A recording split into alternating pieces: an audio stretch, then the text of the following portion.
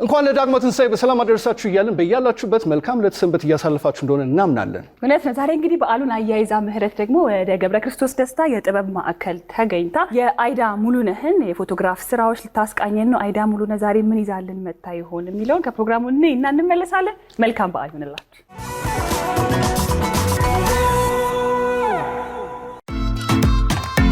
ሰሞኑኛ ከሆኑ ጉዳዮች መካከል በ6 ኪሎ የገጣሚና ሰዓሊ ገብረ ክርስቶስ ደስታ መታሰቢያ ሙዚየም ውስጥ ወደሚገኘው ቦታ ነው ይዣችሁ የመጣሁት። ምክንያት ደግሞ የፎቶግራፍ ኤግዚቢሽን ነው። ይሄን የፎቶግራፍ ኤግዚቢሽን እንዲዘጋጅ መንገዱን የከፈተችውም ከአዘጋጆቹ መካከል ደግሞ በቀዳሚነት የምትጠራው ዓለም አቀፍ ፎቶግራፍ የሆነችው አይዳ ሙሉነህ ናት።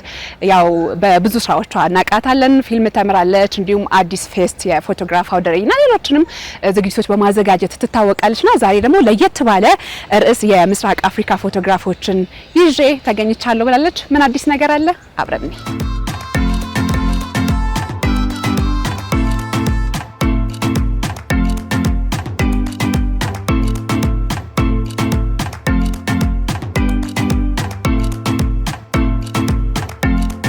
ሰላም እንዴት ናችሁ?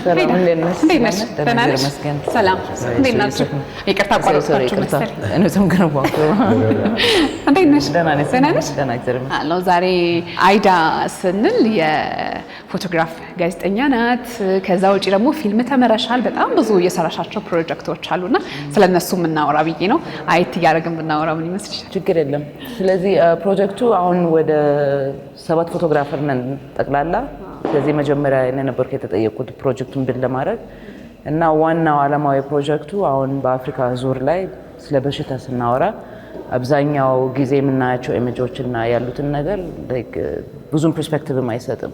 ስለዚህ ለየት ብሎ በጥበብና በጋዜጠኛ ስራ እንዴት ነው ይሄን ያሉትን ቻሌንጆቹን ማሳየት የምንችለውና መግለጽ የምንችለው ብለን በዛ ፕሮጀክቱን ጀመርና አሁን እዚህ የምታዩት ፎቶግራፈር ከናይጄሪያ፣ ከማሊ፣ ከሶማሊያ እኔ ያለው ከኢትዮጵያ መሰረት አለች። ከዛ ጭምር ደግሞ ከዩጋንዳ። ግን ዋናው ነገር ላይ የኔ እይታ ብቻ ሳይሆን ግን ማወቅ የፈለኩት አሁን በሌላ ሀገር በሚኖሩ ፎቶግራፈሮቹ ይሄንን ያለው ኢሹ እንዴት ነው ሪፕሬዘንት ማድረግ የሚችሉት የሚለውን ነገር እሱ ነበር ዋናው ኦብጀክቲቭ። በየጊዜው እንደዚህ አይነት ኤግዚቢሽኖች ሲደረጉ የራሳቸው የሆነ መሪ ቃል ይኖራቸዋል እና ምን አላችሁት ይሄኛውን ስያሜው? ይሄኛው is called reframing neglect ማለት የተለየ እይታ ለማየት በሽታ ለምን አብዛኛው ሰው ሳስበው እኛ ከተማ ውስጥ ለምሳሌ ኤሌፋንታይተስ ወይም ፖሊዮ እንደዚህ አይነት ነገሮች ዝም ብለን አልፈዋለን። ግን ያ ብዙ የተያዘ ነገር አለና ያ ደግሞ በመድኃኒት በቀላሉ ሪዞልቭ መደረግ የሚችል በሽታ ነው። ስለዚህ ግንዛቤውን ለመፍጠር ብላችሁ በቃ እንደዛ ነውና እሱን ደግሞ ውጭ ሀገር ላለውም ህዝብ በቃ በእኛ በአፍሪካኖች በእኛ እይታ ምን ይመስላል የሚለውን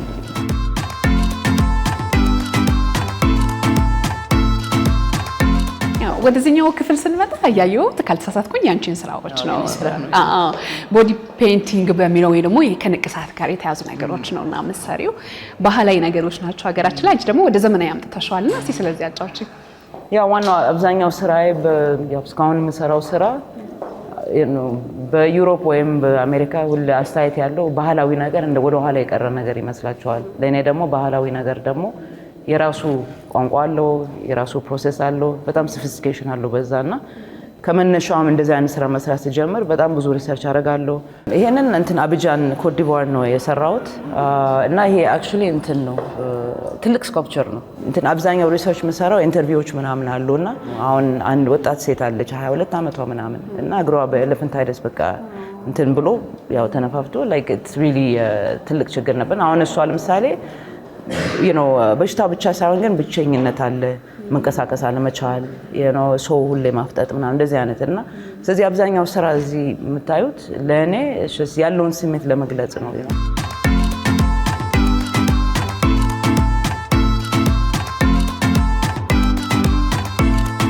ይሄ አሁን እዛ አብጃን አለ ትልቅ ጫካ አለ እና ከዚህ በፊት አንድ ኤግዚቢሽን ነበር የኤንቫይሮንመንታል አርት እና አንድ ከውጭ ሀገር ውጭ ዜጋ አርቲስት ናት ይሄንን እንዳለ የገነባችው ይሄን ሰርክል ይታይሻል። ስለዚህ ሳየው በጣም ገረመኝና እሱን መጠቀም ፈለኩና ይሄ ደግሞ ለኔ አሁን አንዳንድ በሽታ ላይ ኮሚኒቲው የታመመ ሰው የሚሸሹት ነገር አለ። ስለዚህ ኢቨን ሰው ድኖ ወደ ኮሚኒቲ እንደገና መመለስ ቢፈልግ በጣም ከባድ ነው። በሽታው ይተላለፍም አይተላለፍም ሳያውቁ ግን የታመመውን ሰው የማግለል ነገር ያው ኤግዛክትሊ እና እሱ ደግሞ ኢቨን ከዳኑ በኋላ በጣም ከባድ ነው እንደገና ኮሚኒቲ ውስጥ ለመግባት። ስለዚህ እሱ ነው የብቸኝነት የስነ ልቦና ሁኔታቸውን ለማስተካከል በማሰብ ግንዛቤ መፍጠር ነው። አይዳን ስናነሳ አዲስ አርት ፌስቲቫል እናነሳለን። ሌሎችም በርካታ ፕሮጀክቶች አሉ። በተለይ ከስዕልና ፎቶግራፍ ጋር በተያያዘ ምስራቅ አፍሪካ ላይ ደግሞ አንድ ማድረግ ላይ የምትሰሪው ስራ አለና ይሄን እንድታነሽልኝ ፈልጌ ነው። ሁሌ የምለው ነገር እኔ በማስተማሬ እኔም ራሴ እማራለሁ ከልጆቹ ገባሽ ማለት እና ያ ደግሞ ህዝቡን ለማስተማር ፎቶ ምንድነው የሚለው ነገር እና ራሳችን በፎቶ እንዴት ነው መግለጽ የምንችለው የሚለውን እሱ ላይ ነው ዋናው የኔ ሐሳብና ስለዚህ ያ ደግሞ ወደ ፌስቲቫል ሲለወጥ ፌስቲቫሉ ደግሞ እንዳለ ህዝቡን የሚያስተምር ነገር ነው።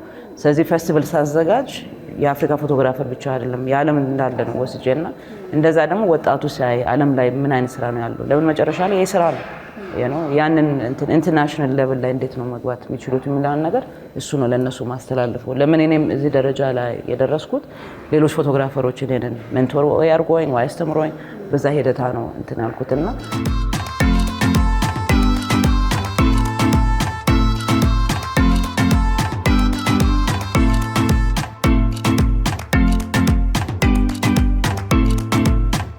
አይዳ ስትነሳ እንግዲህ የትምህርት ጉዳይ ስታነሺ ስለነበረ በዛውም መጣልኝ አንድ ሀሳብና ትፈልግ የነበረው በጣም ጎበዝ ቅርጫት ተጫዋች ወይም ደግሞ የቅርጫት ኳስ ተጫዋች ወይንም ደግሞ የህግ ተማሪ ነበረ ሲባል ሰማሁና ባንዴ ደግሞ ፎቶግራፍና ስዕል ውስጥ ገብተሽ ቆጫሽ።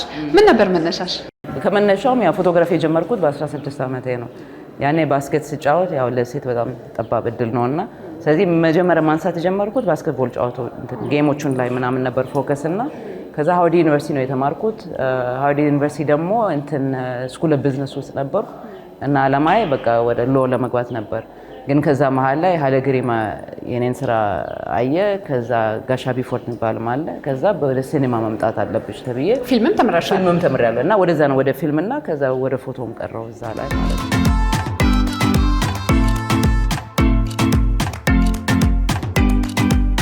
አዲስ አበባ ተወለድሽና ያለሽበት ሀገር የለም። እድገትሽ የተለያየ ቦታ ነው። እኔ ራሱ ስቆጥረው ከ5 ከ6 በላይ ሆነብኝ። ግሪክ፣ እንግሊዝ፣ ካናዳ፣ የመን ያለችበት ቦታ የለም። ምን ነበረ ምክንያትሽ ይሄን ሁሉ ሀገር በዛ እድሜሽ እንድትሄጂ ያደረገሽ? የአርቱ ፍቅር ነው?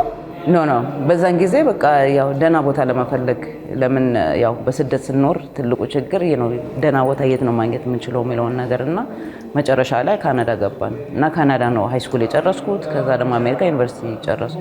ብዙ ሰው የሚመስለው የዲፕሎማት ልጅ ነኝ እንደዛ አይደለም። እናቴ ብቻ ደህና ቦታ ለመፈለግና እኔን የምታስተምርበት ቦታ ለዛ ብላ በዚሁ ያው መዞር አለብን እንትን ማለት ነው።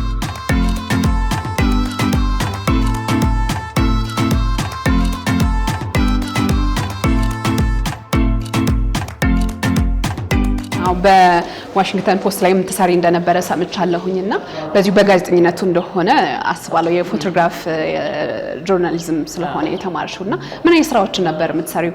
እዛው ስቱዲዮ ውስጥ ነው ወይስ ከዛ ውጭ ያሉ ስራዎችን ነው የምትሰሪው? እንዴት ነበር የሚለው? በቃ ኒውዝ ላይ ነበር የምሰራው። ያው የተለያየ አሳይመንት ይሰጠኛል፣ የተለያየ ቦታ መሄድ አለብኝ። አብዛኛው ጊዜ ስቱዲዮ ስራ ምናምን አንሰራም። ያው በቃ የተለያየ አክቲቪቲዎች ኢቨንት ወይም አንድ ሰው ፕሮፋይል የሚደረግበት እንደዛ አክቲቪቲ ሲኖር በዛ ሂደታ በቃ ሄደሽ ታነሻለሽ። እና የዋሽንግተን ፖስት ደግሞ በጣም ቀላል አልነበረም። ለምን ኮምፒቲሽኑ በጣም ብዙ ፎቶግራፈር አለ። ግን በደንብ ያስተማረኝና ፎቶ ጆርናሊዝምና የጋዜጣ ስራ ምንድነው የሚለውን ነገር ዋሽንግተን ፖስት ነው የተማርኩት።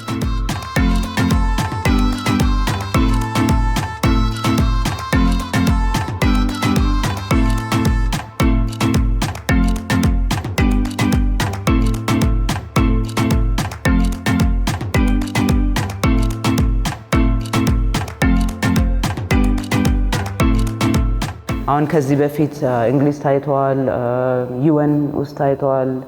እነዚህ ራሳቸው ፎቶግራፎች እንዳለ እና የተለያየ ዓለም ላይ ኦልሬዲ አሳይተነዋል። እና ባለፈው አመት ላይ ደግሞ ኮት ዲቮር ኤግዚቢሽን ፌስቲቫል ስላለኝ እዛ ደግሞ ኦልሬዲ እንደ ፓኬጅ አሳይተነዋል። እና አሁን ዋናው ነገር አፍሪካ ውስጥ ቱር ለማድረግ ነው።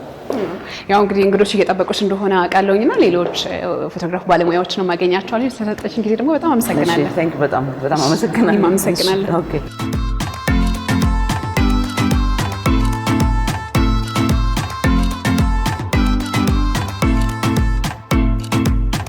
ኔግሌክትድ ትሮፒካል ዲዚዝ ላይ ነው ዛሬ ልናወራ የመጣ ነው።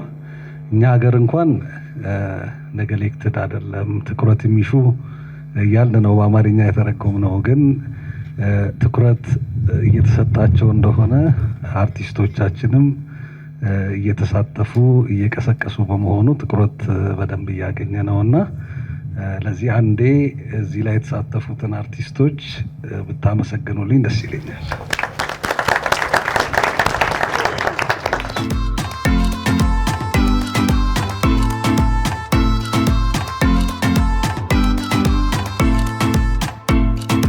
በዛሬው የፎቶግራፍ ኤግዚቢሽን ላይ እንግዲህ ወደ 6 የሚያህሉ ፎቶግራፍ ባለሙያዎች ተሳትፏል። ከነዚህ መካከል ደግሞ ለየት ያለ ስራን ይዘው ከመጡት ውስጥ መስረት አንደኛዋ ናት። ከኋላ ናት።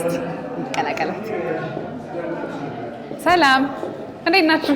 ደህና ናችሁ? ላቋርጥ ነሲን ልወስድባችሁ ነው። እንዴት ነሽ? ደህና ይስጥልኝ። እንዴት ነሽ? ደህና ነኝ፣ እግዚአብሔር ይመስገን። አለሁኝ። ያሉትን ፎቶግራፎች ዞር ብዬ ሳያቸው አብዛኛዎቹ ከጤና ጋር የተያያዙ ናቸውና ያንቺን ደግሞ ሳይ መልክዓ ምድራዊ አቀማመጥ ውበት ላይ ያተኮሩ ናቸውና እንደው የእሱ ሀሳብ ምን ይሆን ብዬ ማወቅ ፈለግኩኝ። አዎ፣ በአብዛኛው የኔ ስራዎች የሚያተኩሩት እነዚህ በሽታዎች ኔግሌክትድ ትሮፒካል ዲዚዝ የምንላቸው በሽታዎች ሴቶች ላይ ወይንም ደግሞ ህፃናት ሴቶች ላይ ያላቸውን ጫና ነው። ብዙ ጊዜ ፎቶግራፍ ባለሙያዎች የነበረን ተፈጥሮን ተመርኩዞ ነው ፎቶ የሚያነሱት እና የአይዳንም ስራዎች ሳያቸው እራሷ በምትፈልገው መልክ ነገሮችን አቀናጅታ ነው የምታነሳው። አንቺ ላይም ያንን ነገር ያለውኝ እና ምናልባት አስተማሪ እንደመሆኗ ያሳደረችብሽ ተጽዕኖ አለ ወይንስ ምንድነው የራስሽ ፈጠራ ነው እያልኩኝ ነበር። ኦብቪየስሊ አይዳ ያው እዚህ ኤግዚቢሽን ላይ እንድሳተፍም ያረጋችኝ እሷ ናት። በፎቶግራፊ ህይወቴም ላይ ደግሞ በጣም ትልቅ ተጽዕኖ ያላት ፎቶግራፈር ናት። ለእኔም ብቻ ሳይሆን አብዛኛው የአፍሪካ ውስጥ ላለ አርቲስት ማለት እችላለሁ።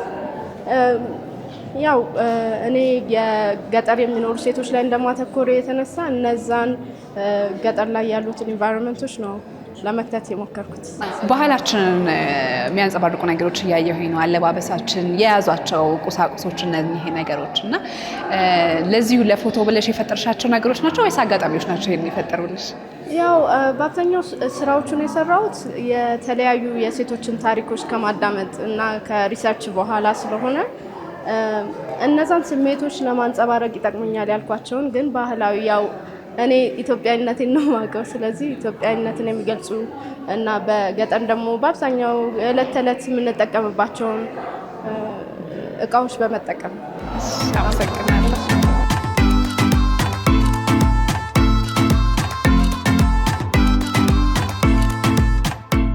እባክህ ልታወቅ። እሺ፣ ሚፍታ ዘለቀ እባላለሁ። ዛሬ እንግዲህ የፎቶግራፍ ኤግዚቢሽኑን እያየሁ ዩኒቨርስ ስደነቅ ነበር እና ይሄኛውን ስታይ ደረስኩኝ። በጣም የወደድከው ይሄኛው ነው ማለት ነው ከሌሎቹ? አዎ፣ አሜን። ሁሉንም ወድጃቸዋለሁ። በተለይ ይሄኛው ስራ በጣም ላይክ ነው ከሌሎቹ በተለየ ይሄኛው ትንሽ ለኔ ያናግረኛል። ምኑን ወደድከው? ምኑን ለየት ያለበት?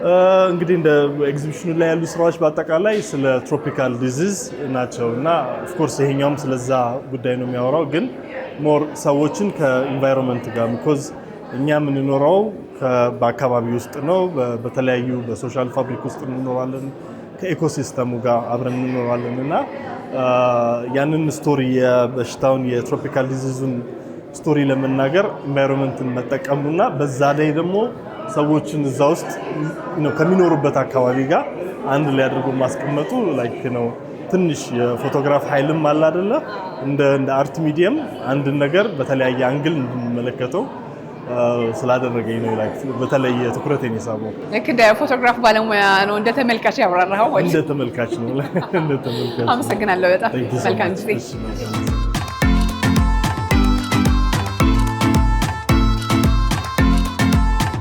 ተዋሪ ፕሮፌሰር በቀለ መኮንን ስላገኘው በጣም ደስ ብሎኛል። እውነት ለመናገር በስራዎቹ በጣም አደንቃለሁ። ዛሬ ደግሞ ያንተን በሚመስል ግን ደግሞ በፎቶግራፊ ኤግዚቢሽን ተገናኘን እና ይሄም እውነት ደግሞ የሚካሄደው አንተ በምታስተዳድርበት ቤት ነው ልበለው፣ የባለቅኔ እንዲሁም ሰዓሊ ገብረ ክርስቶስ ደስታ ቤት። እንዴት አገኘው ኤግዚቢሽኑ? በጣም ደረጃውን የጠበቀ ከብዙዎቹ አፍሪካ ሀገሮች ከምዕራብ፣ ከምስራቅ እና የኛን ሀገር ጨምሮ ማለት ነው የታወቁ ኤሊት ፎቶግራፈሮች ፎቶግራፍነቱ ብቻ ሳይሆን የሚነግረን ስቶሪ ጭምር የሚነግረን ታሪክ ጭምር ለቁም ነገር ያለው ቁም ነገሩ በውበት የተላለፈ የውበቱ ደረጃ ከፍ ያለ ለማንም ሊሆን የሚችል አይነት ኤግዚቢሽን። አዎ ፎቶግራፍና በተለይ አንተ የምትሰራበት የቅርጻ ቅርጽ ስራዎችን ስናነሳ ውበት ላይ ያተኩራሉ እንጂ እንደ ቲያትር፣ ፊልም ያሉ ጉዳዮች ናቸው እንደዚህ ከጤና ጋር የተገናኙ ጉዳዮችን ሲያነሱ በእኔ እይታ አይቼ የማውቀውና ይሄ ሙዚየም ደግሞ ለእንደዚህ አይነት ስራዎች ክፍት መደረጉ የራሱ የሆነ አስተዋጽኦ አለው ብዬ አስባለሁኝ እና ስለ አይዳም ጥቂት እንድትነግረኝ ስለፈለግኩኝ ነው። በግሏ ካልሽኝ አርቲስቲክ ዝም ብሎ ፎቶ ገጭ ሳይሆን አርቲስቲክ ሙያዊ ደረጃው ከፍ ያለ ነው የምትሰራው። እንደገና ደግሞ ሙያው ላይ ዝንባሌ ያላቸውን ደህና ተስፋ ያላቸውን በመሰብሰብ አስተዋጽኦ ታደርጋለች። ትልቅ እንዲሆኑ፣ ጎበዝ እንዲሆኑ፣ ክሪቲካሊ እንዲያስቡ ታሰለጥናለች። ብዙ አሰልጥናለች ከአሁን በፊት። መጥተው ማየት ግንዛቤ መጨበጥ የሚፈልጉ የህብረተሰብ ክፍሎች አሉና እስከ መቼ ድረስ ነው የፈቀዳችሁት ይሄንን ቦታ? ለአንድ ወር ይቆያል። ክፍት ነው። ይሄም በወር ውስጥ ከእሁድ ከሰኞ በስተቀር ሁልጊዜ ክፍት ነው እስከ 11 ሰዓት ማንም ቢመጣ። ከዚህም መዘጋት በኋላ ሌሎች ኤግዚቢሽኖች አሉ። በቋሚነት ደግሞ የገብረ ክርስቶስ ስራዎች አሉ ስለ ሀገሩ። አመሰግናለሁ በጣም እግዚአብሔር ያክብርልኝ።